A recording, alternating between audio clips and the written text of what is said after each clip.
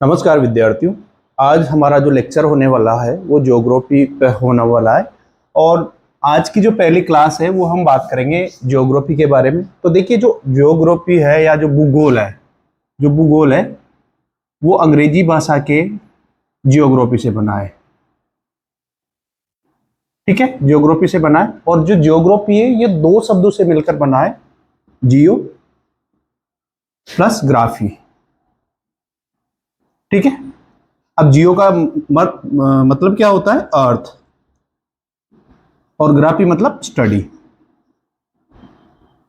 ठीक है, मतलब क्या होता है? ज्योग्राफी जो वर्ड है उसका मतलब हुआ स्टडी ऑफ अर्थ या पृथ्वी का अध्ययन। ठीक है, क्या होगा? पृथ्वी का अध्ययन। पृथ्वी का अध्ययन। ठीक है, ये हमारा ज्योग्राफी जो वर्ड है उसका मतलब है।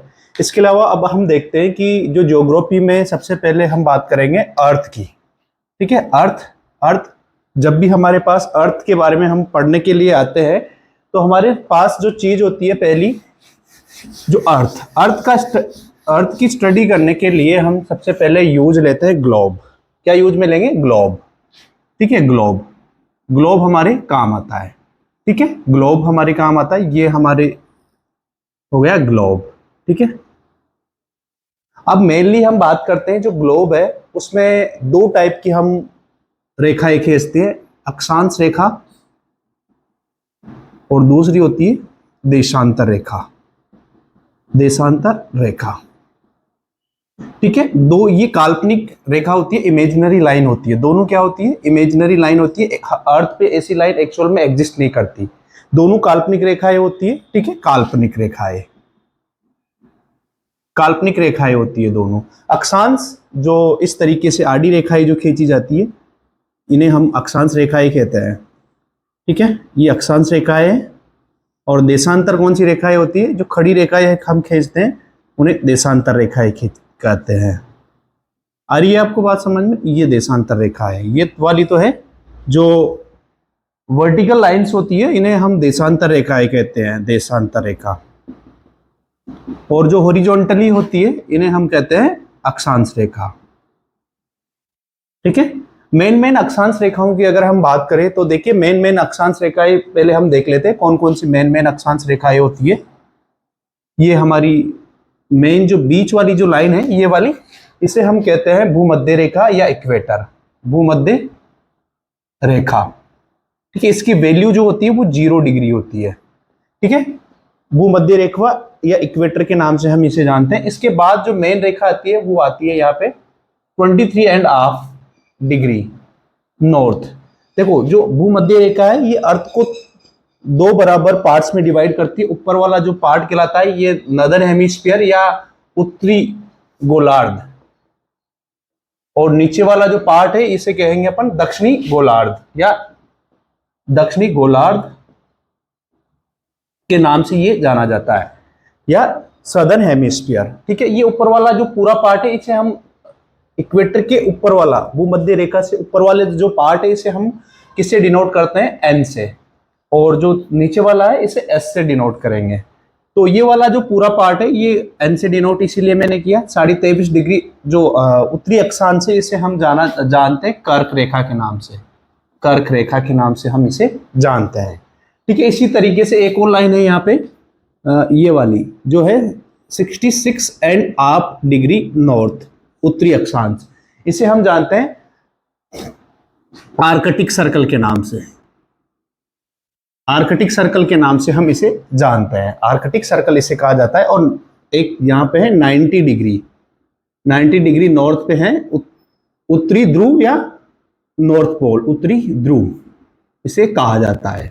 आ रही है आपको बात समझ में? उत्तरी ध्रुव इसे कहा जाता है। इसी तरीके से नीचे भी 23.5 पर एक लाइन है, इसे ये पूरा साउथ आएगा इधर। तो 23.5 पर जो साउथ है इसे कहा जाता है मकर रेखा। मकर रेखा या ट्रॉपिक ऑफ कैप्रिकॉर्न, किस नाम से जाना जाता है? ट्रॉपिक ऑफ कैप्रिकॉर्न या मकर रेखा। और इसी तरीके से 66.5 डिग्री 66.5 डिग्री साउथ लेटीट्यूड पर जो रेखा है इसे कहा जाता है अंटार्कटिक सर्कल।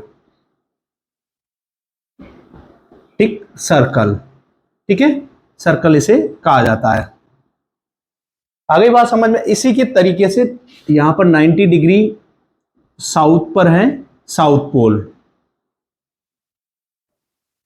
ठीक है, या दक्षिणी ध्रुव। तो ये हमारी जो अक्षांश रेखाएं थी, इसके अलावा दो मेन आपको याद रखना है, दो मेन दूसरी कौन सी रेखाएं याद रखनी है आपको, लॉन्गिट्यूड लाइंस, या इन्हें कहते हैं अपन देशांतर रेखाएं, देशांतर। देखो ये जो वाली जो अर्थ को दो इक्वल पार्ट्स में डिवाइड कर रही है, इस रेखा को कहा जाता है 0 डिग्री देशांतर रेखा,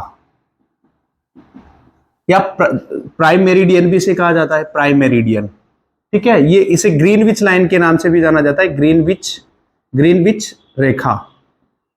ग्रीनविच रेखा क्यों कहा जाता है, क्योंकि ये ब्रिटेन के एक ग्रीनविच नामक शहर से गुजरती है, इस कारण इसे ग्रीनविच रेखा भी कहा जाता है। इसके अलावा एक और लाइन आपको याद रखना है, इसके पीछे जस्ट पीछे है 180 डिग्री लाइन, 180 डिग्री लाइन, ठीक है। इसे इंटरनेशनल डेट लाइन के नाम से भी जाना जाता है, अंतरराष्ट्रीय तिथि रेखा भी इसे कहा जाता है। और एक और लाइन आप याद रख लेना है, 82.5 डिग्री, 82.5 डिग्री ईस्ट।